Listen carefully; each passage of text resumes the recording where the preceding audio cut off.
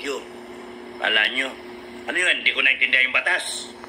Naintindihan ko, kayo hindi nakakaintindi ng batas. Abuso kayo. Eh, bakit di mo naintindihan yung batas? Eh, nagdroga ka eh. Nagnakaw kayo eh. Tapos ngayon kayo pa'y galit, kayo pa'y makatwiran. Kayo hindi nakaintindi ng batas. Kami, nagbabayad ng taxes. We expect so much from you. Ganun kasimple, di ba? Huwag nyo kami binobola, huwag nyo kami pinapaikot. Alam namin yung ginagawa namin. No? And you have reached that point. Now we have reached that point na sobra na kayo eh. Kaya we have to come in. And super stress sa amin yun that we have to come in and then correct everything. Wala kami masana eh. AFP, tahimik eh. AFP, ba't ang tahimik nyo? Kung noon pa kayo tumayo, AFP, PNP, wala na itong bullshit nato na mga sinasabi nyo, you will uphold the Constitution and all that blah blah blah, daba daba daba. Kung tumayo kayo noon pa, hindi mabebentayin dito. Hindi mawawala yung walang yung PhilHealth na yan. Hindi matatransfer. Hindi mawawala yung 117 billion PDIC.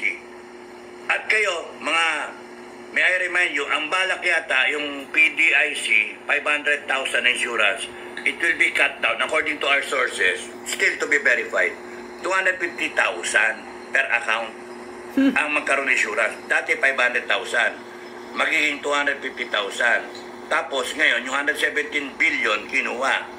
Tapos, sipin nyo, bankran abuti nun, bankran. Bankrupt talaga ang mga bangko. Yung mga tao dito sa gobyerno. And they're trying to raise money eh. Kasi nawawala yung Maharlika Fund. Correct. 250 billion, nawawala. That's why they're raising the money. So, ayan eh. Binulsa na pala. Yan, Resolution 10 na yan, yung flood control project. Di ba? Ang daming asar eh. Nakakaasar. Kagigil tapos na. Sila pa ang may karapatan na mag-imbestiga daw ng 125 million ni Inday Sara. 125 million. Eh kayo billion-billion. AKAB. Ano yung AKAB? Tupa. IX. Tapos yung budget, yung magkago kayo, maluluko kayo. Inaasan yung mga budget sa sarili nila. 6.5 billion na budget. Utang kayo ng 2 billion, ng 2 trillion. 6.5 trillion na budget. Uutangin niya yung 2 trillion. Eh, may kago pala kayo eh. Ibabaw nyo talaga ang Pilipinas sa utang. Ano yung nananadya kayo? Mang walang niya kayong halimaw kayo? Binabaon na nga eh. January, it ends. Filipino people, you stand up, you rise up. Let's end this. Yes. Let's end this. Talagang pinapatay tayo at binabaon lahat sa utang eh. Let's end this. Okay? So, Joseph, magpuyo, mabuhay ka, Kapdado Supremo. Thank you. Galaxy, we salute you, sir, watching from Singapore. Thank you, Renato Bangkor. Hello, Captain Dado. Oh, hilo na nga ako eh. Dado, good evening. Maraming salamat. Ulila, 57, ready na po, sir. Yes. Pag sinabi ko, hudyat, labas. Lahat kayo, labas. One time, big time. Diba? Jem, go na, sir, para matapos na ang problem natin. Kasi paghihirap talaga si BBM at yung mga kasama niya, diba? Ligaya Escuerdo, gandang gabi po sir, watching from Singapore. Salamat, pagmamahal sa bayan. Maraming salamat.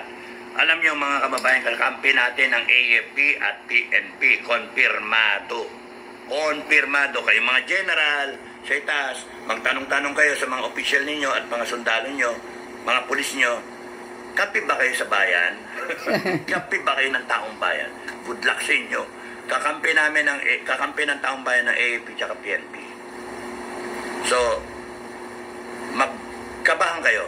Mga magnanakaw, kabahan kayo. When we stand up, pagkaumudyat kami, revolutionary government ang bitaw namin. Revolutionary government. Ang kukontra, ganon. Meron kasing death penalty na kasunod. Lahat ng magdanakaw, huli. AFP, PNP, FGF nakabantay na ngayon sa mga airport. The moment sinabi kong now na, harang na, wala nang lalabas. Okay? Kayong mga nagkokontrol ng passport, cancelin nyo ang passport ng mga walang yang hinayupak na mga yan. Mga politiko. Except yung Listahan ay bibigay ko sa inyo. I'll vlog about it. Okay? Cancelin nyo, walang tatakas. Yes. Walang tatakas. Bantayan lahat. AFP, PNP, NBI, we are expecting you to put all those corrupt politicians under house arrest. No? Under house arrest. Guarded. No? Kung maglaban, barilin nyo. Yes. Utang Patayin mo yan. kung manlaban. Kung manlaban, barilin nyo. Yes. Correct. Hindi pwede yung ganyan ng mga walang yang yan. Sila pa may katuwiran. Gago mga yan. Tingnan ko yung tapang ninyong mga hayop kayo. Huwag kayong alis, congressmen. Senators, huwag kayong alis. BBM, huwag kayong alis. No? Kayong mga lahat, kayong abusado sa kabinete, sa military, sa police, huwag kayong umalis. You stay here. Stick Yes. it out. You die fighting for your cause. Your cause of drugs, your cause of abuse, your cause of plundering the country. You fight us. And I want to see you fight for your lives. Hanip kayo, malangya kayo, kala ninyo, kakayanin nyo kami, gago kayo. Sorry galit ako Kasi nadidinig yung ibang kwento ng mga kasama natin, ng mga commander simple lang And they are here sacrificing their lives. Kaya nga, nakapanggigil talaga. So hanggang dito na lang ako. Maraming salamat sa inyo. Dapat talaga Thank you yan. Tama. Tama ka talaga, Sir Dado. Idol talaga kita. Yan talaga ang dapat gawin sa gobyernong bangag na ito. Dahil parang paningin ko puro mga bangag na itong mga, nasa gobyerno ni Marcos Jr. Parang mga pulburonik din ang mga utak. Wala nang mga prinsipyo, wala nang batas na sinusunod. Niyuyurakan na nila ang konstitusyon natin. Sabi pa nga ni Harry Roque, ang konstitusyon natin ngayon ay parang pamunas puwet na lang ng gobyernong bangag na to. Hindi na nire-respeto, hindi na sinusunod, wala nang batas na sinusunod ang Congress, yung mga representatives, naiilan lang yung mga buto ninyo, mga hinayupak kayo, 200,000 lang yung boto ninyo, nakaupo na kayo dyan, mga hinayupak kayo, at kayo yung umastang mga hari ngayon sa bansa, kayo ang umastang nagtapang-tapangan, kayo ang bumabalakura ng sariling bansa natin, mga walang hiya kayo. Pati si Sara Duterte, na isang vice president, na binuto ng 32 million, hindi ninyo nirespeto, para kami na rin yan, mga bumubuto kay Sara na hindi ninyo nirespeto, mga hinayupak kayo. Hindi kayo makaupo dyan, mga congressman na mga kawatan, hindi kayo makaupo dyan kung hindi kayo binuto ng taong bayan. Tapos ganyan kayo, ganyan ang ginagawa ninyo. Binalik ninyo, binababoy ninyo, binabalakura ninyo kami. Ni wala nga kayong pakialam sa kahirapan, ni wala kayong pakialam sa mahal na mga bilihin, kung nakalamon pa ba ang mga ordinaryong Pilipino sa sobrang mahal ng mga bilihin, sobrang mahal ng electricity, tubig, lahat. Wala kayong malasakit hanggang ang PhilHealth pinag-zero subsidy ninyo. Wala kayong pagmamahal sa mga mahihirap. Yan ang katotohanan. Kundi nakaupo kayo dyan sa gobyernong ito para lang sa sarili ninyo. Mga wala kayong puso. Nagpapakasasa, nagpapayaman lang kayong mga putang ina ninyo. Inubos nyo na ang pera ng bayan. Malapit nang mag-bankrupt ang Pilipinas. Imagine, 17 trillion na ang utang ng Pilipinas. Saan napupunta ang pira na mga inuutang ninyo, Marcos Jr.? Saan napunta hanggang nagbinta na kayo ng gold reserve natin? Ha? Napunta na sa mga bulsa ninyo, mga hinayupak kayo. Puro lang kayo ayuda, ayuda, ayuda. Ni wala naman kayong mga infrastructure na nagawa. Lahat ng mga ginagawa ni PRRD doon na hindi natatapos, hindi mo na pinagpapatuloy. Lahat hininto mo, putang ina ka, bangag kang presidente ka, utak mong pulboronik, wala kang kwenta. Ha? Ngayon, ang PDIC, nawawala na naman ang 117 billion na pera. Alam nyo ba mga taong bayan, yung PDIC, doon sa hindi nakakaalam kung ano yung PDIC.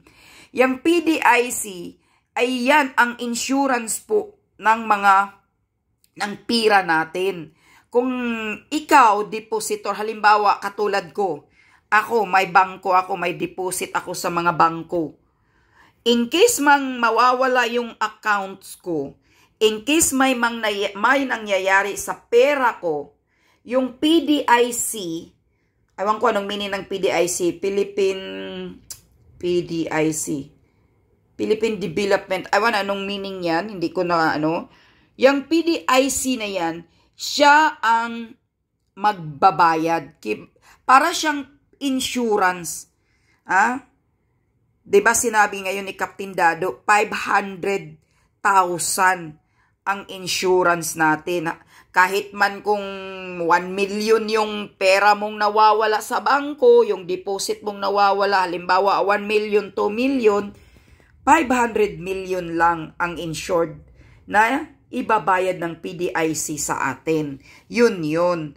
Pero ano ang ginagawa ng gobyernong ito? Ninakaw na naman nila ang 117 billion na pundo ng PDIC. Nawawala. Saan napunta?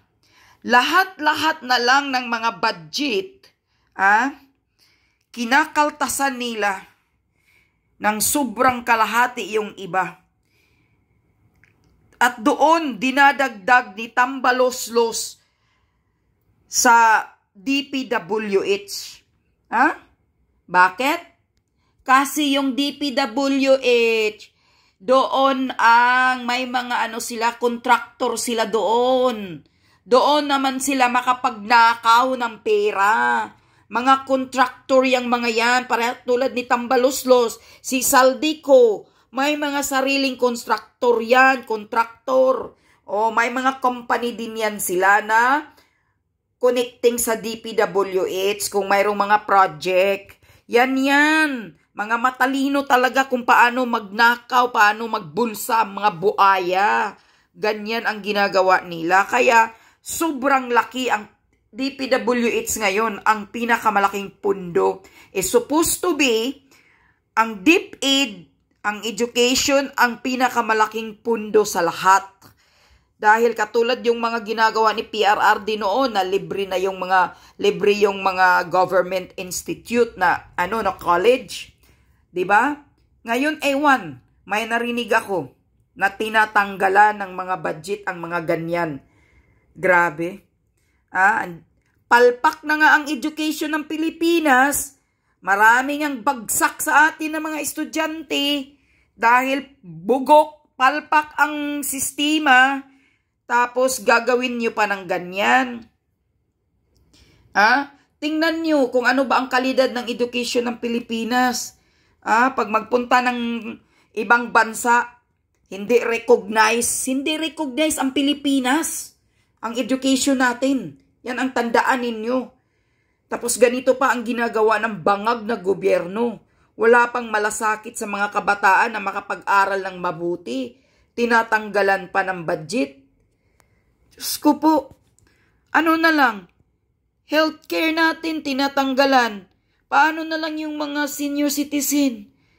Naku po, talagang pinapatay talaga kayo kaya hindi na talaga pwede ito. Sir Dado, kailangan talaga ng hudyat mo. Kailangan na talagang wakasan at hilain at pagbibitayin itong mga hinayupak na mga kawatan, lahat na to na nasa gobyerno ni Marcos Jr. Lalo na yang si Bangag at yang asawa niyang smuggler na si Butod na si Lisa. Bitayin nyo ng patiwarik yan. Ilabas yung kipay niya. Yang putang inang babae na yan. Yan ang pasimuno na nagkandara pang litsi-litsi itong bansa natin. Dahil itong Bangag na Marcos Jr., walang yagbols. Uto-uto ng asawa niyang Bartik. Asawang walang kwinta. Asawang mapaghiganti. Dahil siya, luki siya noon. Walang pumapansin sa kanila noon. Kaya ngayon siguro naghihiganti itong si Butod na to. Satanas, demonyo sa lahat ng demonyo. Bantayan nyo din yan. Huwag nyong palalayasin ang pamilyang Marcos. Patiwarikin ninyo, Sir Dado, kapag darating yung hudyat mo. Yan ang hinihintay ko talaga. Titingnan ko talagang, naku, balatan, sarap balatan ni Butod talaga. Nakapanggigil na talaga itong sitwasyon ng Pilipinas ngayon.